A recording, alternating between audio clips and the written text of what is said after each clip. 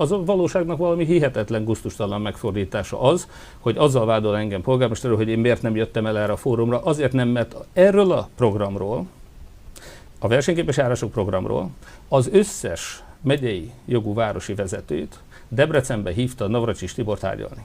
A miniszter, aki elosztja ezeket a pénzeket. Ön szerint nekem nem ott kellett volna képviselni Vásárhely érdekeit?